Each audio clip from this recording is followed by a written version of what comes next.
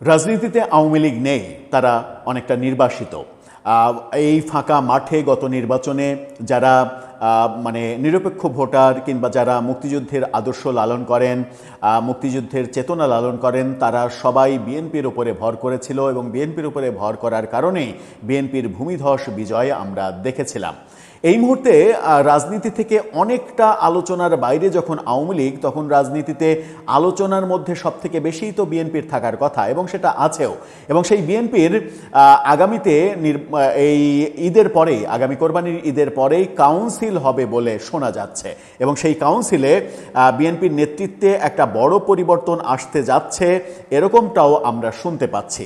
সেই বড় পরিবর্তন নিশ্চয়ই চেয়ারপারসন পদে পরিবর্তন হবে না, হবে মহাসচিব সহ অন্যান্য পদে।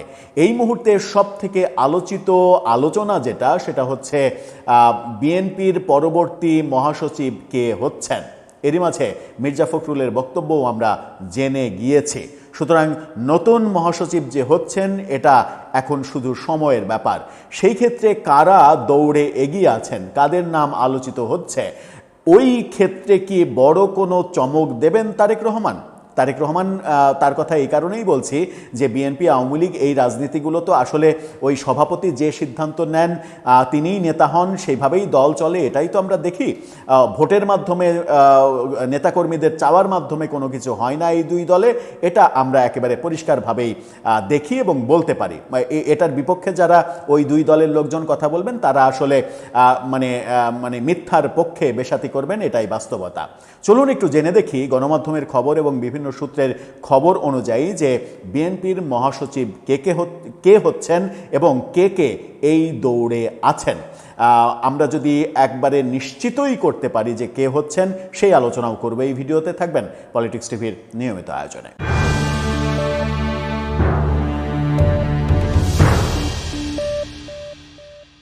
দর্শক, বলছিলাম বিএনপির মহাসচিব কে হচ্ছেন, কাউন্সিল ঈদের পরেই হবে এটা ঘোষণা করা হয়েছে। গত 10 বছরে বিএনপির কোনো কাউন্সিল হয়নি। এই 10 বছরে বিএনপির মহাসচিব হিসেবে দায়িত্ব পালন করেছেন মির্জা ফখরুল ইসলাম আলমগীর। তিনি সম্প্রতি বলেছেন তিনি খুব ক্লান্ত, বয়স হয়েছে, এখন আর তিনি মহাসচিবের দায়িত্ব পালন করে যেতে চাচ্ছেন না, কাউন্সিল পর্যন্ত তিনি দায়িত্ব পালন করবেন। এটার অর্থ এটাই দাঁড়ায় যে হয় তিনি নিজে থেকেই এটা বলেছেন, অথবা বিএনপির সর্বোচ্চ নেতা তারেক রহমান সিদ্ধান্ত নিয়েছেন যে মহাসচিব পদে রদবদল হবে। এই কারণে মির্জা ফখরুলের মতো জাঁদরেল একজন নেতা যেন কোনোভাবেই অসম্মানিত না হন, তিনি নিজে থেকেই এই পদে থাকতে চান না, এই বক্তব্য তার মুখ থেকেই যেন আসে, সেরকম ব্যবস্থা করা হতেই পারে। আমরা আওয়ামী লীগের সর্বশেষ কাউন্সিল যেটা, সেখানে আমরা দেখেছিলাম যে আওয়ামী লীগের জন্য সব থেকে গুরুত্বপূর্ণ হতে পারত যে ব্যক্তিটা, সৈয়দ আশরাফ, তাকে অসম্মানজনকভাবে সরিয়ে দিয়ে ওবায়দুল কাদেরকে মহাসচিব করা হলো এবং আওয়ামী লীগের মূলত ধ্বংসের শুরুটা সেখান থেকেই হয়েছিল। এবার বিএনপির কাউন্সিল যখন ঈদের পরে হতে চলেছে, তখন আলোচনা যে কে হতে চলেছেন মহাসচিব, সেখানে অনেকগুলো নাম আলোচনায় আছে। কিন্তু নির্বাচনের আগে থেকেই আমরা টের পাচ্ছিলাম যে বিএনপির আগামীর মহাসচিব কে হচ্ছেন, সেটা নিশ্চয়ই আপনারাও জানেন, আপনারাও টের পেয়েছেন। কিন্তু কিছু নাম আলোচিত হচ্ছে খুব করে। রূপালী বাংলাদেশ তারা এটা নিয়ে একটা নিউজ করেছে, তাদের শিরোনামটা দেখে নিন। বেশ কয়েকজনের ছবি, অন্তত 7 জনের ছবি দিয়ে তারা এই নিউজটা করেছে। তারা বলছে কে হচ্ছেন বিএনপির নতুন মহাসচিব।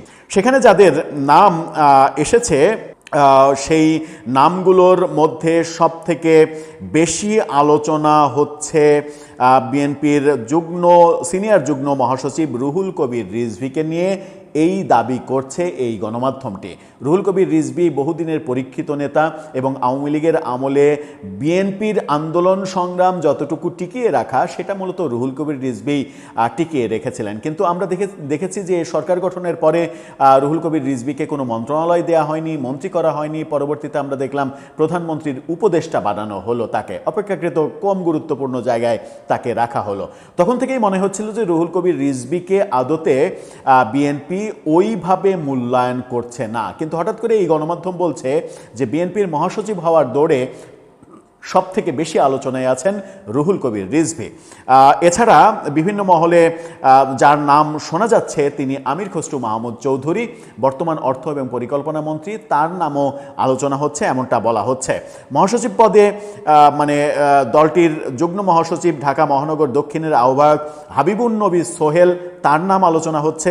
বিএনপির উপদেষ্টা পরিষদের সদস্য অ্যাডভোকেট সৈয়দ মোয়াজ্জেম হোসেন আলাল, যাকে মোহাম্মদপুরে ঢাকা 13-তে মনোনয়ন না দিয়ে ববি হাজ্জাজকে মনোনয়ন দেওয়া হয়েছিল, অনেক বড় স্যাক্রিফাইস মোয়াজ্জেম হোসেন আলাল করেছিলেন, সেই স্যাক্রিফাইসের মানে পুরস্কার তিনি পাবেন কিনা এই আলোচনা সর্বত্র রয়েছে। এই আলোচনার পাশাপাশি আমানুল্লাহ আমান, বিএনপির ডাকসাইটের নেতা, তার নাম রয়েছে। বিএনপির যুগ্ম মহাসচিব খায়রুল কবির খোকনের নামও আলোচিত হচ্ছে বলে এই গণমাধ্যম বলছে। কিন্তু এত নাম আলোচনার ভিড়ে আমার মনে হয় যে নামটা প্রথমের দিকে এই গণমাধ্যম আসলে আলোচনা করতে চায়নি একটু চমক রাখার জন্য, সেটা হচ্ছে যে বর্তমান স্বরাষ্ট্রমন্ত্রী সালাউদ্দিন আহমেদ। এই শেখ হাসিনা সরকার পতনের পরে বিএনপির যত রাজনৈতিক মানে কর্মসূচি, রাজনৈতিক মুভমেন্ট, সেই মুভমেন্টগুলোতে নেতৃত্ব দিতে দেখেছি আনঅফিসিয়ালি সালাউদ্দিন আহমেদকে। সংস্কার পরিষদ, সেখানে মিটিং, সরকারের সঙ্গে দেন দরবার করা, প্রয়োজনে লন্ডনে ছুটে গিয়ে তারেক রহমানের সঙ্গে বৈঠক করে সেখান থেকে পরামর্শ নিয়ে এসে দেশে সেগুলো ইমপ্লিমেন্ট করা, এই ব্যাপারগুলো আমরা দেখেছি। এবং এখনও সংসদে এমনকি প্রধানমন্ত্রী উপস্থিত থাকাকালীন এমন সময়ও গেছে যে তিনি প্রধানমন্ত্রীর পক্ষে সংসদে বক্তব্য দিচ্ছেন। এবং বিএনপিতে এই মুহূর্তে সবথেকে নির্ভরযোগ্য নেতায় পরিণত হয়েছেন সালাউদ্দিন আহমেদ।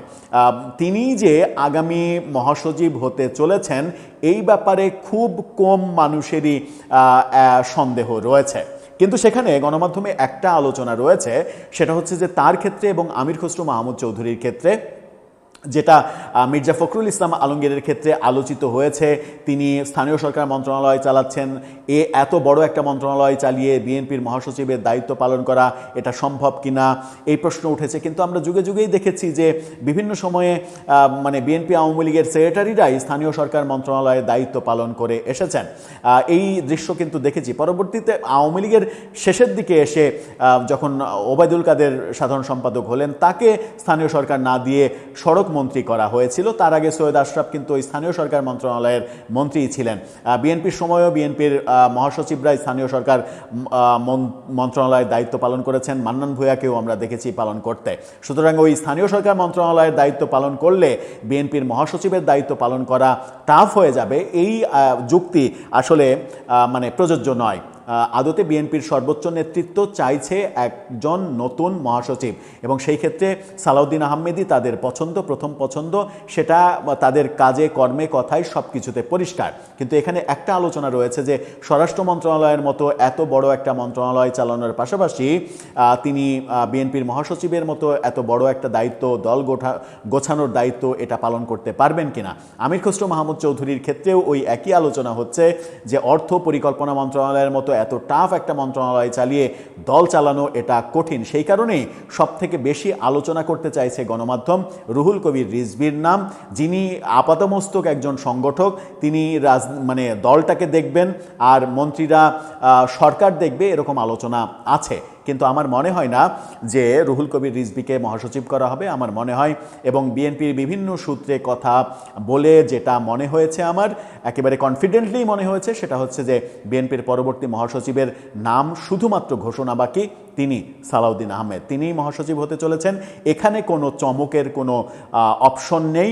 যতই রুহুল কবির রিজভী, আমানুল্লাহ আমান, মোয়াজ্জেম হোসেন আলাল তাদের নাম উচ্চারণ করা হোক না কেন, শেষ পর্যন্ত স্বরাষ্ট্রমন্ত্রী এবং বিএনপির এই মুহূর্তে সব থেকে কার্যকর নেতা এবং সামনে যাকে সব থেকে বেশি ফোকাস করা হয়েছে, এই মুহূর্তে না, শেখ হাসিনা সরকার পতনের পর থেকে যাকে সব থেকে ফোকাস করা হয়েছে, এবং তিনি তারেক রহমানের, খালেদা জিয়ার পরিবারের আত্মীয়ও বটে, অনেক সূত্র মিলিয়ে তিনিই হতে চলেছেন বিএনপির পরবর্তী মহাসচিব।